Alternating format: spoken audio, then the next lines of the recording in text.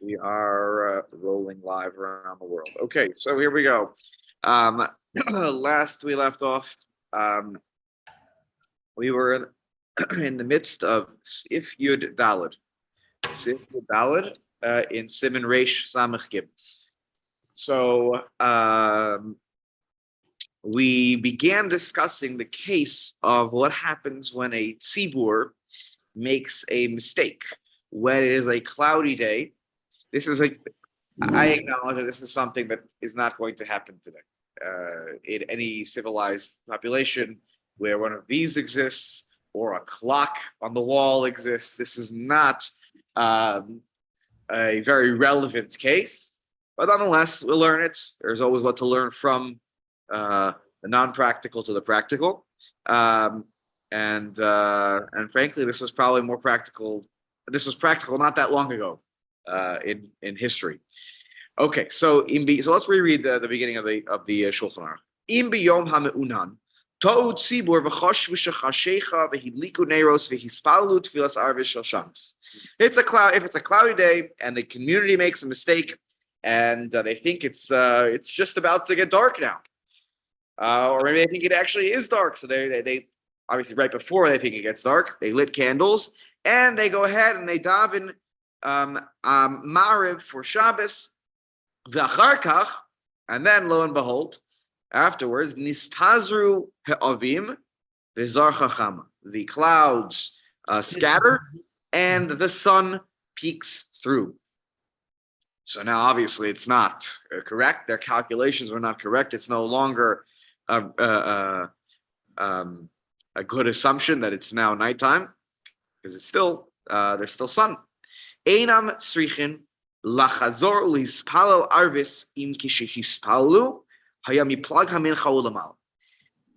They do not. The community, the shul minyan, does not need to go back and daven Ma'ariv again if they davened after plag hamincha and onwards. So if the mistake was, which is more realistic to make that kind of mistake, it's not a realistic that suddenly it was midday, gets cloudy, and now everyone is panicking. It's Shabbos, it's almost Shabbos. It's probably when there's been cloudy for I had to imagine, for a long time during the day. They're kind of not sure the track of how much longer until it's truly night. And maybe it's particularly dark. The clouds are particularly dark.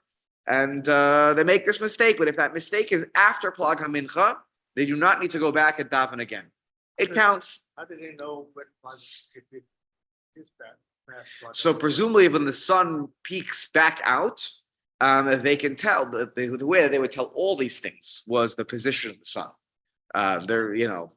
Unless maybe they had a sundial at some point, but if you didn't have that, you were relying on the position of the sun, which is an estimation.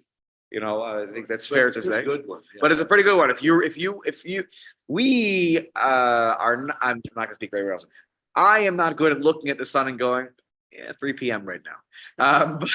But I imagine that there were people who could look at the sun and say, okay, it's about halfway. Okay, obviously when it's above you, it's midday.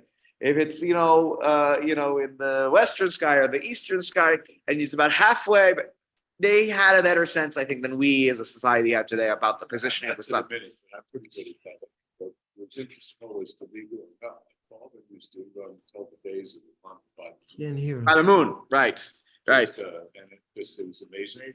Right. Yeah. BJ was saying that his father was able to tell the day of the month based on the positioning of the moon. Right. So there again, as a society, I think we have, there are of course still many who can look at the celestial bodies and determine certain information from them. And of course, it's you can gather that information, but we're not accustomed. Certainly, my generation is not accustomed to looking up. We look into our pocket. But here he's talking about Shabbat. Right? Yes. So the way around would be a big problem. If it was Motzei Shabbat, you ended Shabbos. That's correct. That would be a big, yeah. Now let's take a look.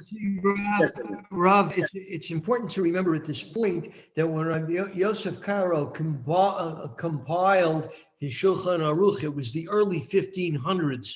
Right. 100%. That's how they were telling time.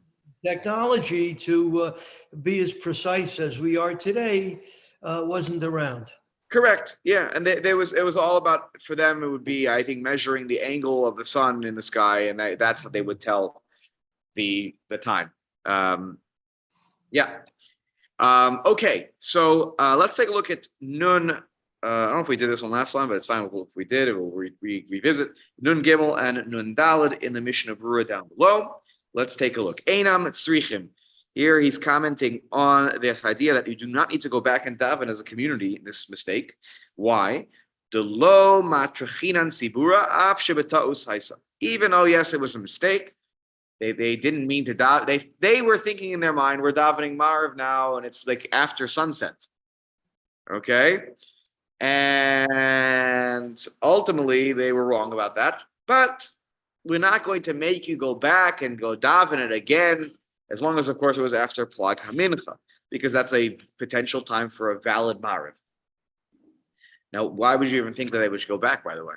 Why is this a big chiddush? Why is it a big chiddush? So let's hold off for that question for just a second. You'll see why in a moment. It's a bit of a chiddush. They don't have to daven again. Nun dalid, mi plag hamincha l'mal. Dekodem plag hamincha afilu tzibur nami machzirin. Right? Because even if it's a community that makes this mistake, we'll see that an individual who makes this mistake is going to have to go back. But even a community that davens way too early, the lav zman tfilas arvis he klal. It's not even relevant to talk about Mariv before Plag HaMincha. It's not a relevant conversation. What the status of Shabbos? That's why this is going to be a chiddush. You'll see in a moment. The Shulchan Aruch is going to say the status of Shabbos does not go along with the davening here, which is very strange. Uzman Plag HaMincha ayin la'elsim b'simin reish lam gimel. We had a whole siman, if you remember, a few years ago when we learned about the discussion between Rabbi Yehuda and the Chachamim about Plag HaMincha and Shkia and davening Mincha before and after each of those times. And according to Rabbi Yehuda, you can daven Mariv starting at Plag HaMincha, because Mincha has to be done by Plag HaMincha. So that is those comments. Now let's go back up on top. And now this is where it gets dicey, because we're going to say that the davening counts for the tzibur. We're going to make a differentiation here, but the tzibur and the individual. Let's take a look here, and then we're going to talk about the status of Shabbos at that point. V'im yachidhu sheta bekach. Okay, it's 3 lines from the end in the Shulchan Aruch in my edition. If an individual makes this type of mistake, they weren't necessarily joining up with the community. An individual makes this mistake, he does have to go back and daven Mariv again, even though it's after Plag HaMincha. Same scenario. That makes no sense. Okay, good. Now we're in the middle of the shir. When Simeon says it doesn't make sense, now we can start. Okay, so the Yachid has a different halacha. Now, I want to read one more line here before we try to make this all make sense. So, Simeon, you're going to have to hold on for a moment to the discomfort of the moment, because I want to make you even more uncomfortable. Okay, Ula Inyan. Let's keep going here. Ula Inyan asiyas malacha. With regards to doing malacha, the community makes a mistake. They daven early, or an individual does the same thing. They finish davening. Ooh, look, the sun's still old, so it's really close to the horizon over there, close to the end of the day, but it's not quite the end of the day yet. So it was after Plag HaMincha, but it's not yet sunset. And either as a community or as an individual, thought that truly the sun was setting. That's why I lit candles. I assumed that as I was davening, it was already after Shkia Sachama, after sunset. So he says here, what about Malacha? Bein Sibur, Bein Yachid, Mutarid. You are allowed and permitted to do Malacha. The Kabbalah Shabbos, because the acceptance of Shabbos, Haisa B'Taos, because it was a mistake. I had this idea in my mind that it was truly nighttime. If not, I would have never rushed to accept Shabbos early. I had 30 more minutes of work I could have done. I would have, been able to do a few more productive things. I would never have done it. It was bitos. I made a calculation error looking up at the sky, and now I have a half-baked challah, as Richard said. So that's why I wanted to continue baking. Okay. So now, boy, I see some puzzled looks on Zoom and a little bit here in person. Okay. Like, what do you mean? You just said the davening counts for the tzibur. Now, by the way, at least for the yachid, it's consistent. The yachid's tefillah didn't count, and he can still do malacha. Because he'll say, okay, it was all a mistake. No, I don't even see that. You're saying it's after When- Plaga Mincha, you daven when Marv, the- it was a good time. When the individual davened, whether it was b'tzibur or b'yachid, he, irrespective of what the trigger mechanism was, he had in mind, it was his purpose to take on Shabbos. Right. So, and he makes he goes ahead and tells us, please remember, this is after Plag. Right. So what we learned earlier, had we answered this question on your weekly test, had we learned that earlier, we clearly would have assumed that he has no right to break Shabbos at that point. Correct. Yes. Now, let's see why. Stevie, we're going to see why this case is different. Know that the way that you are thinking is going to be, the Mishnah Berurah we'll see is going to ultimately paskin like Simeon on this one and say this is all too inconsistent and therefore you're stuck and now it's Shabbos for you. But he's going to throw a bone, we'll see, to say that in a difficult situation, you can rely on the first opinion of the Shulchan Aruch. Okay. So let's take a look and understand the underpinnings of this position, and then we'll see actually two other positions as well presented in the Shulchan Aruch. Let's take a look at the Mishnah Berurah in Sif Katan Nun Hey. This is talking about when the individual makes a mistake that they do have to go back and daven again for Marav. Nun Hey. Tzarich hu v'chulei. Kevan shebeta'us hispalel. Savar shekvar chashecha. Why does he have to go back? Since he davened by mistake, right? It was done complete. I would have never davened right now if I actually knew what time it was. Sometimes we take on Shabbos early and we know what time it is, and it's fine. I'm okay with early Shabbos. But I daven Shabbos under duress because I thought it was actually Shabbos now. I had no choice. I thought it actually had already gotten dark. And this is the law with regards to weekday davening also. Because if I davened Mariv and I thought it was already after Shkia, turns out I was wrong. So as an individual, I have to go back and daven Mariv again after the correct time because the whole reason why I davened at that point was not true. And so it was a davening by mistake. I usually daven following the opinion of the Chachamim, of the Rabbanon, who say that Marav should be done after Shkia. And since I normally have this practice of davening at that time, and clearly when I davened earlier, it was mistaken because I have a set time that I like to daven. I like to follow the opinion of the Rabbanon over Rabbi Yehuda. And this time I got confused by the clouds. So therefore, it was a ta'us v'hayom b'ta'us hispal. Therefore, today I davened by accident, and therefore it does not, according to this approach, does not register as a tefillah because it was a tefillah b'ta'us. Okay, as I mentioned last week in Shir, there are other categories of tefillah. There are other categories of tefillah. Sorry, of halacha, where if something is done by mistake, on a very simple level, and I know that I feel like Simeon's not going to like this example, but in halachic analysis of a simple situation of buying and selling, if there is a purchase that is made and there is an obvious problem with the item that I am purchasing, and this was information that could have been known and revealed to me at the time. The seller very, very well could have easily told me that, by the way, the car that I'm selling you has no engine, right? Had I known that there was no engine on the car, I would have never purchased this thing. I would have never paid to a dime.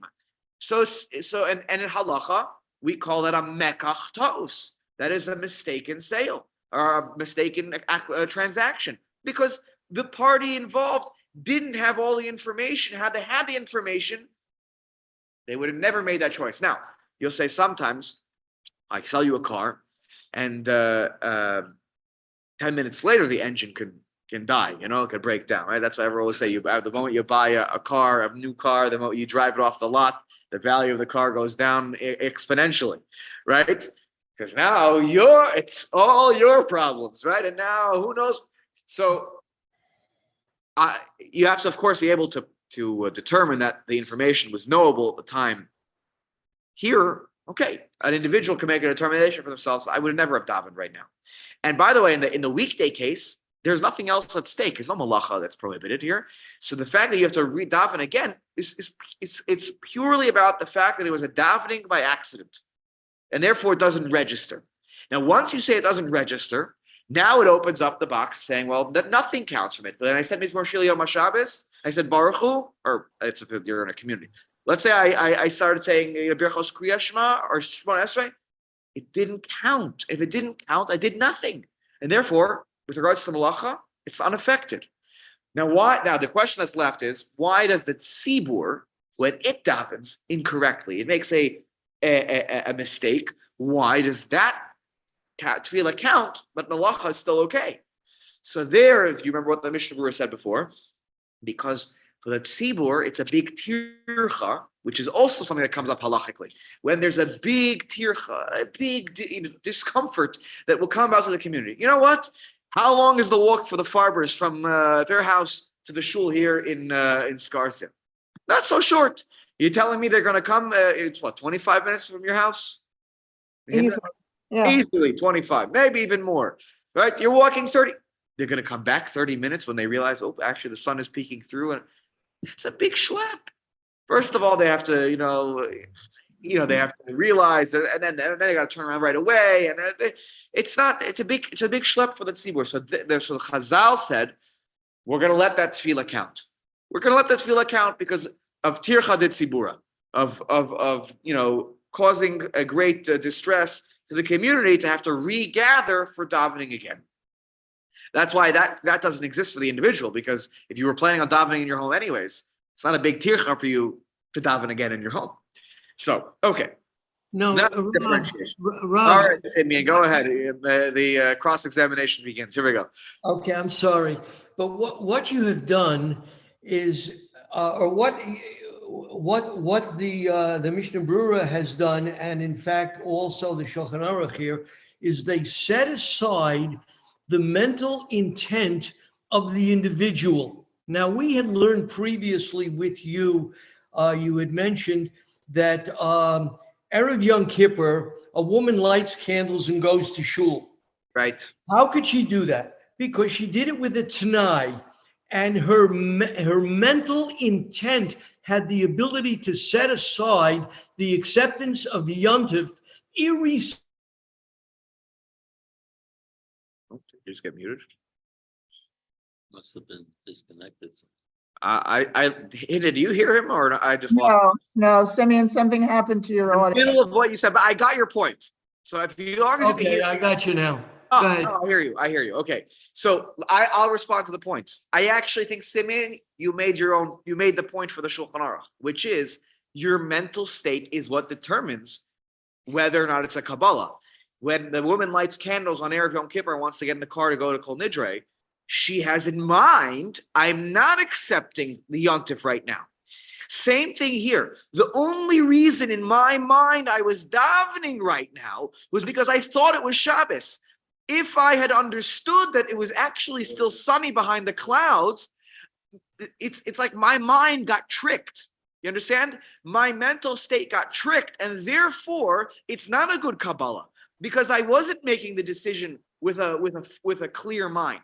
It does come back to your mind, and my mind, I was fooled by the clouds that day, and therefore my mental state. Yes, of course, when I davened Marv, I wasn't having kavana that it was Tuesday, but the idea is that my kavana was because it is dark right now, I'm davening.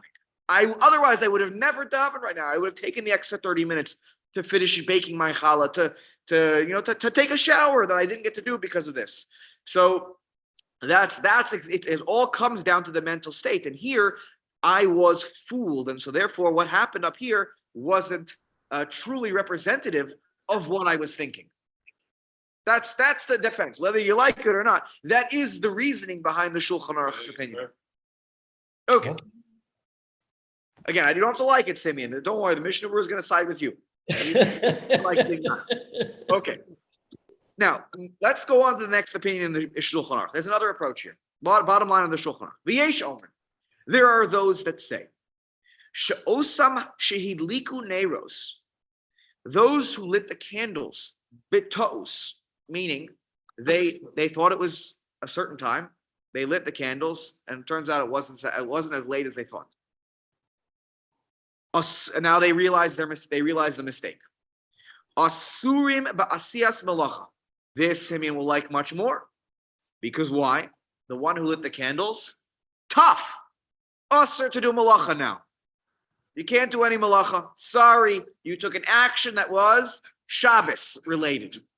Ushar anshe habayis, but the other people who live in your house, right? They were about to run to shul. She lit the candles. Oh, everyone's in a big rush. Guys, there's 5 minutes still. It's supposed to be shkia any moment now. I'm going to light the candles. You throw your suit on. Go to shul. So she lights the candles. And lo and behold, turns out somebody in the family owns a watch. They were ahead of the time. And they realize that actually there's a mistake. Or suddenly the sun peeks out.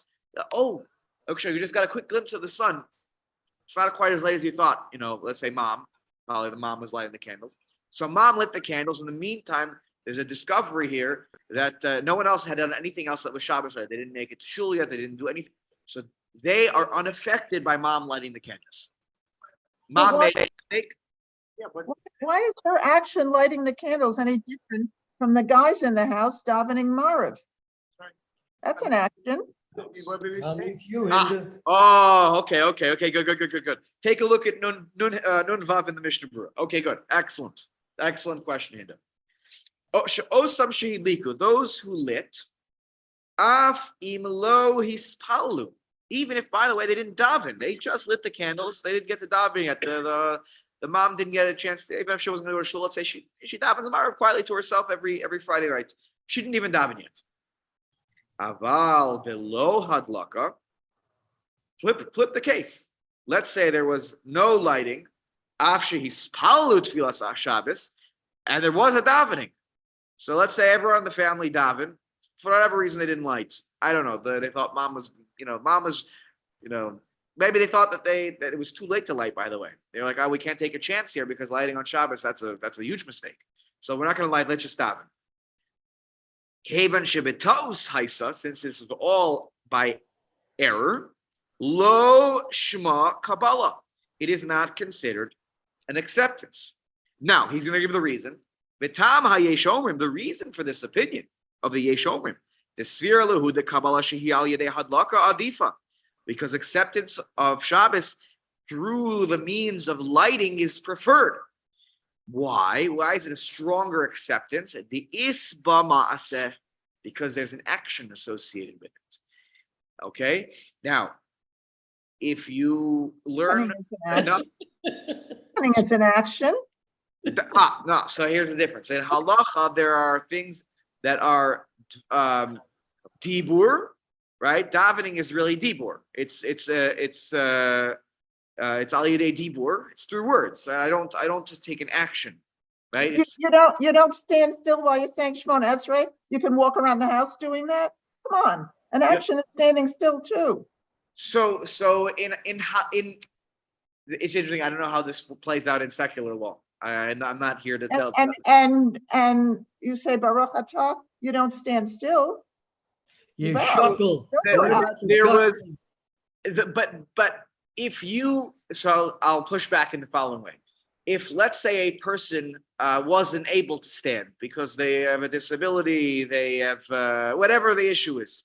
I actually recall one time that when I was at YU in Smicha, and we were davening mincha in the big base madrash, it's like the multi-floor base madrash, and I think my shiur was on the second floor, so we were davening on the second floor or something like that. And I remember it was near the balcony, edge of the balcony. I was looking down, and the time Rav Herschel Schechter he was having some serious back problems, and he had been out for a few days. And then his doctor said he could go back, whatever. But he actually said Shemona Esrei sitting down. He did not stand up because his back was right. Airline. Correct. Airline. Also, you're on an airline. You're flying on a plane. I know on El Al that many don't paskin this way because they all make a minion, whatever galley way that they can find. But it's really questionable. I think Rav Soloveitchik was pretty machmir actually to not daven while standing on a plane because of the there's no obligation to, and the mess that you create by creating a minion in the middle of a galley on a plane, and let alone the anger from the flight attendants.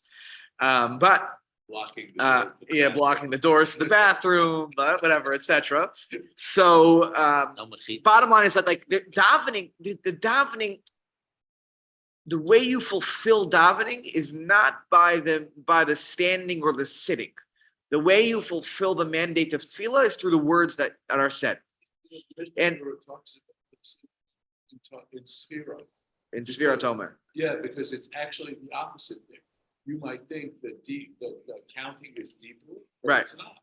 It's an action because you're counting. It's not that you're just saying something. Right. So he draws that distinction, which tells you that when you're davening, when you're learning Torah, it's deeper. It's Dibur, right? Yeah. So the essential part here of tefillah is really the words that come out of our mouth. I hear you. Of course, there are like standing and sitting parts in our siddur, but that's fundamentally not the tefillah. Now, when it comes to lighting, that's an action. I take a flame and then I light the candles. So there are different categories in the Gemara that are talked about, not in this context, but Unless you're a ventriloquist, you have to move your mouth. right. But it's not. But that's not. You're right that you could categorize speaking as an action, 100%. But ultimately, the Gemara makes this distinction that there is that things that al yedei dibur and things that are al yedei maaseh, and things that where you have to actually take an action on an item. You act on an item, right? Here, you light the candles. I'm trying to think of another example where you could differentiate between. Or for example, like let's say when you're acquiring an object in halacha and you pull the object, there's kinyan meshicha, you pull it, right? By the way, you try to sell something by words, not so clear that it goes through, not so clear that that's a valid. We make a verbal agreement because we talk about the dvarim, are not necessarily as powerful as a massive, particularly when it comes to transactions, right? Hurry up and Kudeshetli, but if you don't have any money to go with it or a star, it's no good. By the way, okay, I don't know if you could hear what Richard said on Zoom. He said that if you say hurry up Mekudeshetli and you don't have a ring or you don't have any money or whatever, Or a star. or some star Or bigo. document. It's Or bigo. it's right, or it's garnished, right? It's nothing. I was once at a wedding That's not what you're. where I was so again, if you say hurry up Mekudeshetli and you give nothing, we all agree, nothing. No Kenyan. And you don't even say, let's say, I don't say Harav Kadesha Tabat Zohar. Because why? It's nothing. It's words. And you say, oh, well, I'll give you the ring. I'll do it. It's nothing. I didn't do an action. I was once at a wedding. I was one of the Eidei Kiddushin. It's actually happened twice to me as an Eid Kiddushin. And the first time I was a little bit, I actually didn't know the halacha. I, investigated after the first time. And I was standing under the chuppah with another rabbi. And the Masada Kedushin had said to the Chassan, okay, gave him the ring. He said, okay, you're going to put it on the ring, put it on the finger. Okay. So what does he do? Takes the ring, puts it on the finger. Never said Harat the Kudesha. Oh, wow. And I looked at the other witness and I said, he didn't say Hariyat. I missed that, right? And I looked at the Masada Kedushin and I said, he never said Hariyat Mekudesha. And so he started freaking out now because, oh gosh, he gave her the ring and now it's her ring and he has to give it back, but it has to be owned by him in order to give it back to her. So now she's giving a Kenyan over here and raising it up. And I'm watching this thing like, oh gosh, like this is bad. And so they're going over the hoops and loops. And now he has it back and now he's Hariyat Mekudesha and now he puts the finger. I asked my Rebbe afterwards. I came back from this wedding. It was not in New York. It was out of town wedding. I asked my Rebbe. I said, "What's pshat?" He gave her the ring. She didn't say anything. He didn't say anything. And he looks at me and goes, "Mekudeshes, what do you think?" We're standing under a chuppah. She's wearing a wedding dress. Like, what do you think the reason was that he put the ring on the finger? Of course, he doesn't need to say Hariyat Mekudesha Li. Hariyat Mekudesha Li is a nice way of being megale da'as, of expressing verbally what you're already thinking. But you don't need the verbal, because the action, that's what matters, right? Happened again, by the way, a second time. Now I already knew the first time I, okay, whatever. If he didn't say it, it's fine. And then so I turned to this other rabbi, who's now a rabbi of a very, very, very, very large congregation in the New York area, and we kind of looked at each other. I had this moment again where I kind of looked at him. I said, "No." And we walked off, and he said he didn't. I said, yeah. He's like he already had he's a more seasoned rabbi than I was, and he already kind of also had this like, it's fine, we understand why they're there and giving ring. So the point is here that a ma'aseh in halacha is much more effective than dibur. Dibur is cheap. Words are cheap. They don't necessarily mean as much as action, and that's why, according to this approach, that it says here, it's adifa, the isba ma'aseh, because there's an action that shows I'm taking a Shabbos action as opposed to just saying Shabbos. Now, he says here, now Simeon, and everyone who's uncomfortable with everything I've said so far is going to be relieved by the following chumrah. The Mishnah Berurah continues, Va'ayin ba'achronim, okay, so he's really actually quoting here from the Magen Avraham and the Eliyahu Rabbah. Remember, he's an achron. Right, exactly. That many great poskim, the Sfira Lahu, they would say, the Kabbalah Sibur Betaos Afilu Rak Al Yedei Tefillah Shema Kabbalah. Once the Sibur says the davening and it was my mistake, the whole thing is it's Shabbos. It's Shabbos, no matter what, even by just words. That's enough of a Kabbalah. But here's the one catch. You can't tell me that the minority gets schlepped after the majority, like we've talked about before, that if the majority accepted Shabbos, the minority go along for the ride. Here he said we can't extend that principle because what they did was a mistake. And why would we punish the people who were going to do Shabbos later because the other people made a mistake? We're not going to punish them. And he says, look, at the end of the day, you can't be makel against all of these poskim, the Magen Avraham, the Shar Ephraim, the Eliyahu Rabbah, and other achronim. Okay, so there are a number of others. So he says, Mishnah Berurah says you can't be makel against all these achronim. Uvimkom hadchak, in a situation of great need. Yesh lismoch al dea kamaisa. You can rely on the first opinion, Shulchan Aruch, which was the most lenient here, which was basically that nothing happened, right? Vis-a-vis malacha, you could do everyone's good. So at least according to this, anyone who davened in part of the minyan, where the davening ultimately counts, then it's Shabbos for you. It sounds like if it's an individual where the davening doesn't count, then you can still do malacha because nothing counted, and therefore, there's no stira, there's no contradiction in terms here. It was all good except when you got to the individual. You have to make as an individual, not as if you're part of the team. What I'm saying, It seems to me if the individual davened by himself and intended to accept Shabbos, I don't see setting that aside. I understand Tircha de Tzibura, and that is a window through which we allow a lot of exceptions to pass. Right. Yeah. I do understand that, but it seems to me that it's contrary to what we learned. The individual has the right to accept Shabbos early, post plug, and it's Shabbos. Yeah. Right. So, And if he does it in his mind, irrespective of the reason, and wants to accept Shabbos, then it doesn't count because it really was just cloudy. No, Was See, it supposed to again, all the individual? mental mistake is what happened here, right? And the halacha, the mental state is what makes it here. Richard. I just want to say, it's more than that. The tircha is more than that. People have half-baked challahs, they have half-cooked food. Right. The whole enjoyment of Shabbos is at stake if you don't give if you're not matir them to go back and finish their preparations because they made a mistake, they didn't know what time it was. Right. You know, all of a sudden it's dark and the food is half cooked, the challahs are half baked. And you all your preparations for Shabbos somehow jumped on you way before the normal time. Right. Okay. Right. And as a tzibur, the tircha is not just having to run back to shul to daven marav. Right. There's so many more There are other things that could affect the that enjoyment you of really want Shabbos to take care of. completely, that Right. you want to take care of. So so the rabbis have to give a Right. What is the? So that's the Doesn't first have to- opinion. doesn't That's the get day of baked Kamaisa. till the bill because it's a little more than. It's clear this never could have It- happened in a Isn't it Hasidic a community. percentage? When So you gotta get Hasidim- started? They start later Never anyway. had Shabbos on time.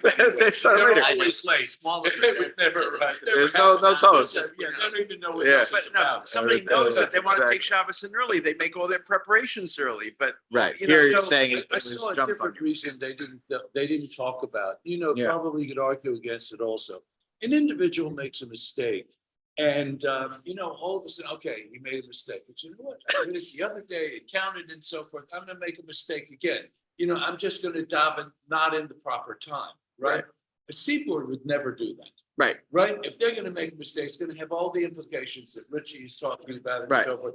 They wouldn't do that. So you're not gonna have a seaboard that says, oh my gosh, let's just move it early all the time for convenience purposes. Right. It's not gonna happen. But with an individual, you make the mistake and say, well, it counted the last time. I can just do it regularly now. Right. Right? And the next thing it leads to But make it- dancing, you- right? No, but I could, but they didn't talk about that. I just. Right. sort of That the practical slippery slope of the individual who makes I mistakes. think You the know, Torah there's are important. That's what I'm saying. Yeah. Torah are The important. klutz kasha of this is the guy is not gonna do, but Thank you. it said because he's running home fast and thank you. Right. so he gets home, he's davening like he's supposed to daven the time that tzibur davens. Yeah. He can. Yeah, Right. When you're a yachid, so Yeah. he happens, not only is he Wow. he's following the mistake that he's obviously seen, Ah, we're doing. He's not gonna do Bruce, it next you get the gold star for the best question of the day. All right, let's take a look at the last opinion up in the Dalit, the Yesh Omrim in the Shulchan Aruch here. There's another approach actually here that I think takes a bit of a different twist. The Yesh Omrim, same case. She'oso ner shehudlak l'shem Shabbos asur. Let's say the candles were lit too early by mistake. Again, you would never have done it if you didn't, if you didn't feel like it was about to be Shabbos. That flame is prohibited from that point forward. Ligabo, to touch it, ulahosif bo shemen, or to add more oil to it. Meaning basically this flame is now huksa. You're set aside. It's muksa now. You're not playing with this fire. Vafilim kava, and even if it gets extinguished, which is like any Shabbos candles, by the way, when the Shabbos candles go out on Friday night, because they're done, you are not allowed to take the candlesticks that were holding up the candles and move them. We're going to learn this a little bit more. That is called a basis l'davar ha'asur. That is the what holds up something that is prohibited. And anything that holds up something that is prohibited, when Shabbos enters, becomes prohibited for the entirety of the day. And even though the candles are out, you are not allowed to play with the candlesticks which held on to the candles. We'll get to that category of muktzah when we get to that topic. But just to explain that so that makes a little more sense. And that's why even when it's extinguished, the flame is extinguished, it is prohibited to move, letaltalo, to move the candlesticks. Now, take a look at Nun Zayin in the Mishnah Berurah. Ligabo v'chulei. So he says here, Hainu afilu acher shelo hidlik adayin v'lo kibel Shabbos. Even another person who has not lit the candles yet. So for them, it's not Shabbos. And they didn't accept Shabbos at all. Nothing for them to talk about. Okay, they can't not use those lights. They can't move those lights because the person who did light them, they had it l'shem Shabbos, and therefore you can't touch that and play with those lights. Kain kasav ha'or. That's what the Or Zarur writes. The kasav Magen Avram Tam. Magen Avram explains the reasoning behind this approach. The Ozel l'shitase. He follows his approach, his own opinion, his reasoning. The Kabbalah Sibur B'Torah Shema Kabbalah, because accepting on behalf of the community by accident, when the community accepts by accident, that's called an acceptance, right? That was the Machmir opinion we just quoted before in the Mishnah Berurah. V'im kain huktzah haner lemitzvaso, and the candle is set aside for its mitzvah of Shabbos. These are Shabbos lights. The keven shehuktzah leba'alim, huktzah lekol. Now, who benefits from the light? Well, not just it was set aside by the owner, but there are other people who benefit from those lights. So, since it's not just an individual thing, it's more people are a part of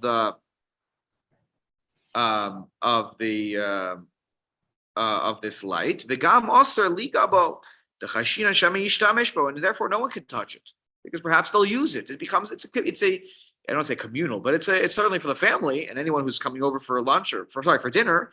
They could use it to l'tzorech mitzvah yesh lahakel. Now he already does build in here an exception, which is that if there's a mitzvah need, then you can be lenient here, and this people can use the candle. They need some light for this, light for that. Remember, it's dark outside, so like a cloudier day, so they need a light over here, light over there. Okay, so then we can be lenient. But generally speaking, we don't want to play with this candle.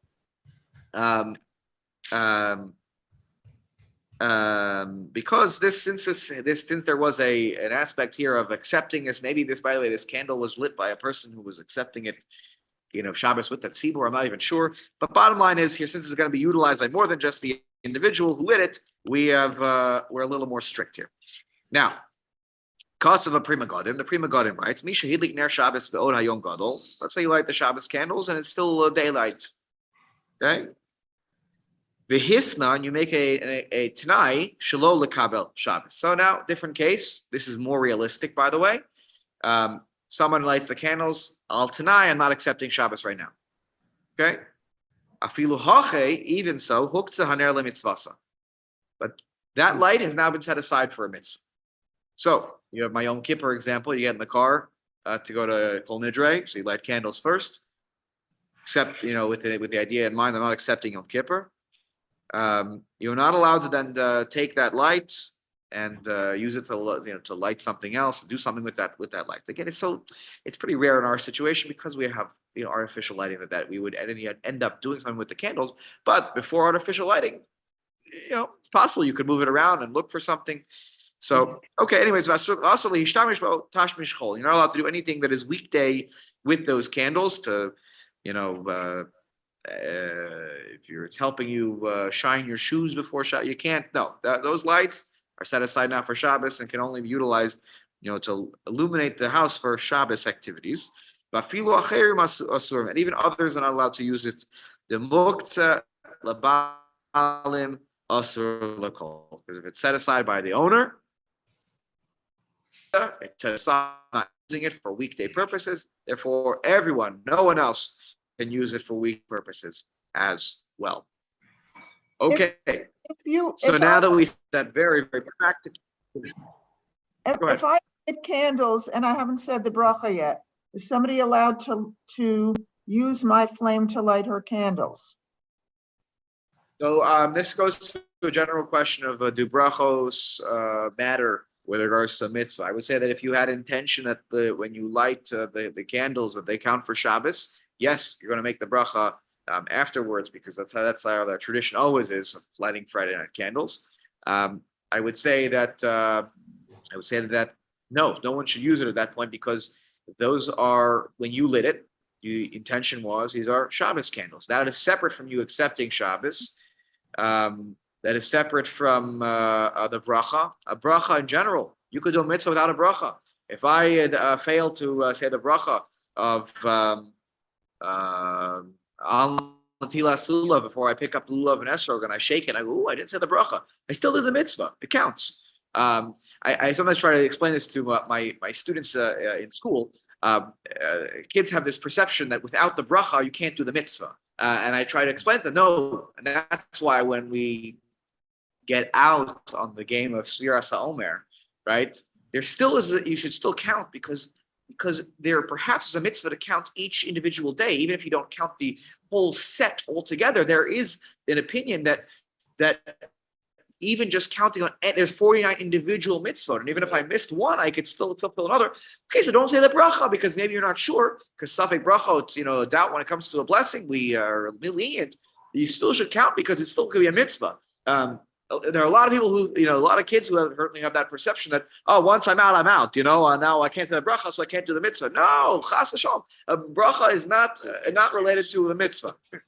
What was that? It's an excuse. It's an excuse, right? Yeah. So I would say that if you don't say the bracha yet or whatnot, it's still those candles are certainly set aside for Shabbos.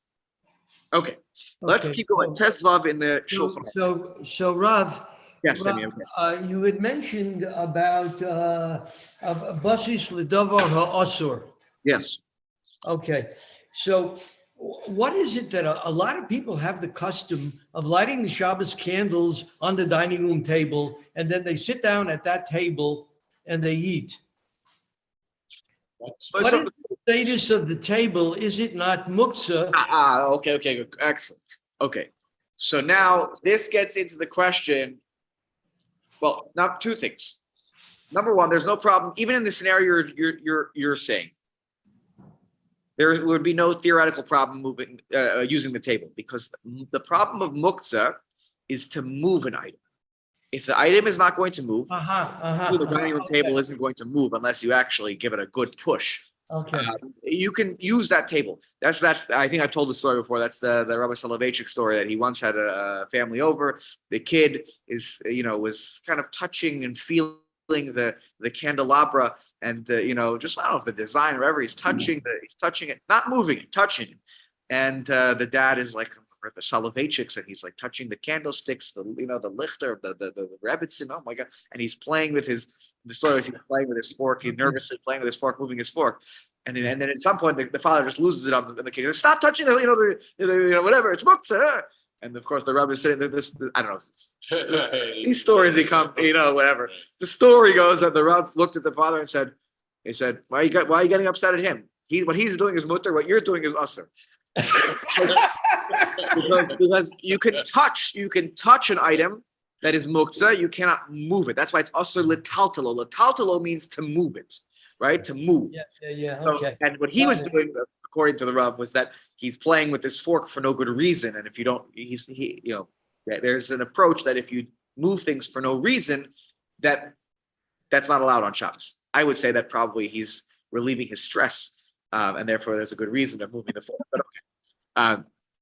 We'll leave it at that. Okay, that's love. And by the way, second point, Simeon, and I don't want anyone to walk away with this incorrect information. A basis of davar aser is aser, right? That's why the candlesticks. A basis de basis, the thing that's underneath the candlesticks, that is mutter. You can move it. Now, that might be hard because it depends how things are situated. It may actually be physically hard to move things without moving the other thing, but you can sometimes move things.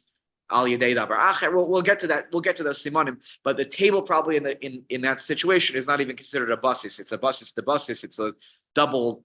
It's the thing that holds up the thing that holds up the thing. So it's not even a basis. That's one of the problems. Putting the candlesticks on the table because people want to clean up. Right. The candles go out. The next one they figure it's fine. You're not allowed to. Right. Correct. That's why if you do light your candles on the table, which is beautiful, it's a beautiful minhag because it's supposed to illuminate the table and beautify. And that is probably the most ideal way. If you have children that are above a certain age, if you're a certain below age, I would never do that. Yes. So BJ points out very importantly, that you have to be very careful when you clean up the table. You're really not supposed to move the candlesticks. Like you have to leave them there. Whatever is leave it. Don't touch it. Even the next day at lunch, you can't touch it. 100%. Okay. Tesva. Very quickly.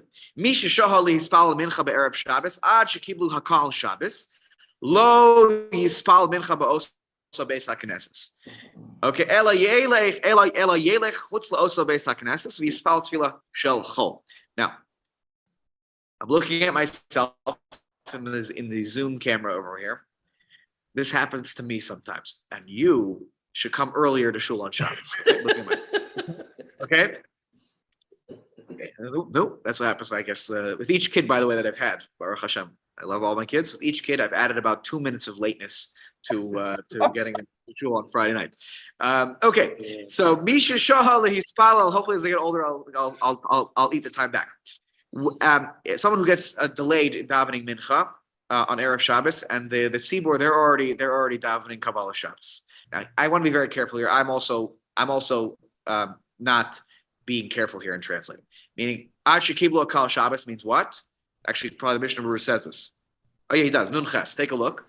What is kiblu? What does it mean to accept Shabbos? It doesn't mean you're saying Kabbalah Shabbos, what we call Kabbalah Shabbos. It means how you know about Amiras Baruch Hu or Mizmor Shir Yom HaShabbos and Kol Makom Afi Min Hago. Meaning, whoever, if in a place that was where Baruch Hu was the beginning of Shabbos, or like for us Mizmor Shir Yom HaShabbos, then Lo Ya'asenu Chol Etzlam. They're in the middle of Mizmor Shir Yom HaShabbos. You know what? Step out of the shul. You should daven mincha in the hallway. You should daven mincha. They're in the Shabbos space. You're not there yet. It's more respectful that you step out and you daven somewhere else. So take a look back in the Shulchan Aruch By the now. way, I think that the accepting of Baruch Hu is a question of the age at the time. Everybody, I think that the Gemara talks about it on Baruch Hu. I think that it was moved later. When Mizmor Shir came into existence So I as think a custom. everybody does that Mizmor Shir, right? Right, correct. Nowadays Mizmor Shir, but it's interesting. Now we have Kabbalah Shabbos. People are seeing the when I come late, if this is the situation, I tend to daven in the hallway here, even though it's technically not Shabbos for everybody in the room yet, because for everyone in the room, if in theory you remembered something before Mizmor Shir Yom HaShabbos, you're like, oops, I have something in my pocket. I have this. I need to make one phone call. You could go to the office and pick up the phone and call, even if you're in the middle of L'chadodi. That would be okay. So, anyways, I just wanted to be precise about what is Kiblu Alehem Shabbos. Okay, let's go back here. So, Mishal Yispal Mincha Be'erev Shabbos Ach Kiblu Akal Shabbos Lo Yispal Mincha Be'osel Beis HaKnesses. You shouldn't daven Mincha in that shul. Ela Yelech Chutz LaOsel Beis HaKnesses. You should go step out of the shul. V'yispal El Tefillah Shel Chol and daven the weekday daven. That's what you should do. That's the approach that should be taken. Let's do Nun Tes. Sorry, let's look at that Mishnah Berurah. Lo Yispal V'chulei. Hainu Afilu Od Hayom Gadol. You're like, what do you mean? Why am I being punished here? I have to step outside the shul. Look, it's still the sun out, right? It's after Plaga Mincha, but the sun is still out. What are you making me crazy? Just because they jumped ahead and they are davening Mizmor Shir Yom HaShabbos already, I have to be punished that I have to step out of the shul. Right? Come on, respect, basic decency. For them, they made the day holy already for them. It's Shabbos for them. Step outside. Right? Don't make it weekdays by them. For them now it's Shabbos. Let them have a Shabbos atmosphere. Okay. That's his comment here. It's interesting, by the way, in my edition of the Dirshu edition, he writes here, Prusdor Beis HaKnesses. He talks about a Prusdor. Prusdor is a hallway, which should really mean the hallway here. Prusdor Beis HaKnesses does nechshav kebeis HaKnesses. So therefore, you should step even further away. He didn't like it.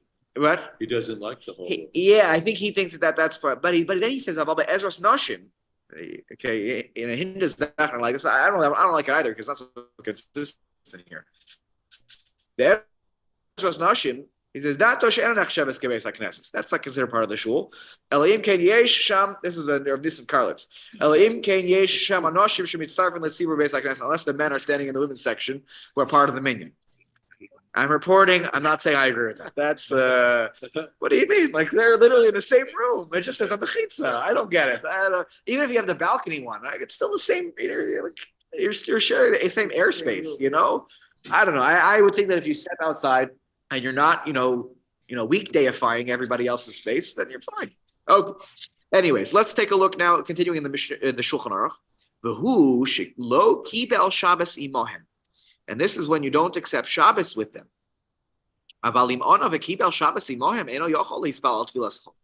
Let's say you're standing in the room.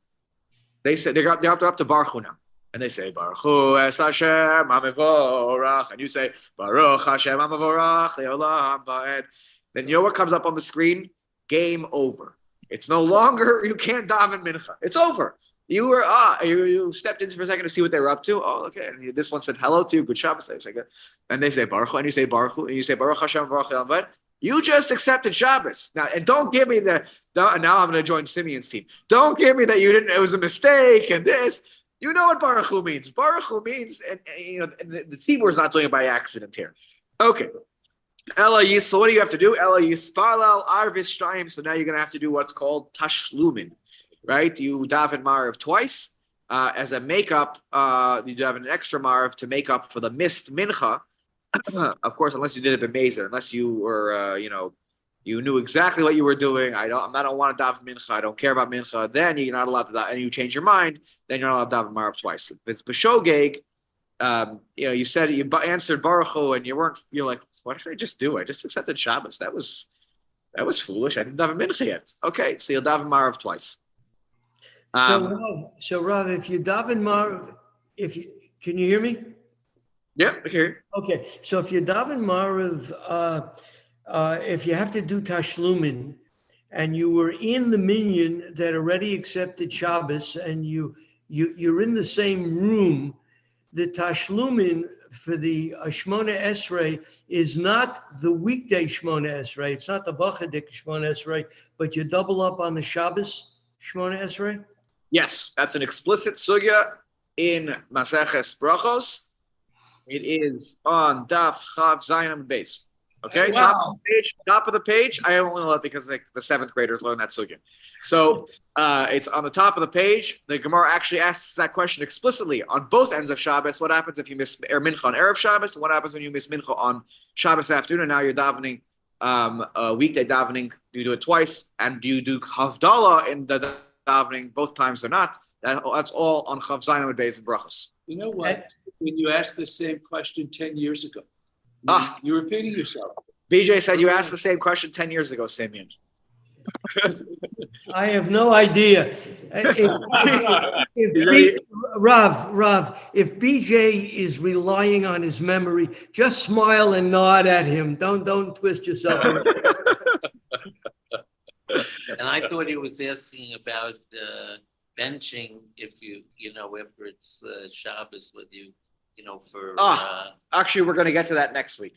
Okay, that's actually next week. That was what we're gonna get to that. We're gonna get to that question. That's gonna come up. That's gonna come up about benching. Let's just read these last two comments and then we're done for today. Samach and Samach Ayin in the Mishnah Berurah. So Samach, he writes, Aval im Ana, if you answer back, I know Sha'ana Baruch Hu, you answer Baruch Hu ba'asau ba'atzmo kodem anias Baruch Hu. The eich yasena achar kach chol. How can you go back to weekdays after you said Baruch Hu? You can't do that. That doesn't make any sense. See, because you made it for yourself Kodesh by answering Baruch Hu. There is no fixing that problem. So you have to daven Marav twice. Shtayim, Samach Aleph. Hainu mitchila l'shem Shabbos. First time you daven, it's for Marav, Shabbos. Ve'achar kach shniya l'tashlumei mincha. And the second time is a makeup for mincha. You do daven the Shabbos Amida though. Okay, when you do it the second time. V'im hafach. Now, he does throw in a potential twist to this, though. He says if you do switch it around in your head, you think, the first one is a makeup for mincha, and the second one is my real mariv. So efshar diyatz, it's possible that that's okay. However, adayin yomhu, since it's still light out, adayin yomhu uzma mincha, and it's technically zman mincha, but you made it holy now. So maybe you can still count it if you switch the kavanah in your head as to which davening is which. And he says, take a look at the Pri Megadim and the Mishpat Zov. We'll talk about this further. I would just say, stick with the general rule of Tashlum, which is that the first time you say it, that is the davening of that particular Zman. The second time is the makeup tefillah. I wouldn't get into this whole thing of playing hoops and loops about the timing. Just make your life simple by not making this more complicated than it needs to be. All right, we'll pause here. We'll finish up Tez Zion and Yud Zion, please God, next week. And we'll get to the bottom of this page. We will finish this very lengthy siman, and we'll move on to the dinim of Haptilah Hashemen, the wick and the oils that can be used for candle lighting. Okay, have a great day, everybody, and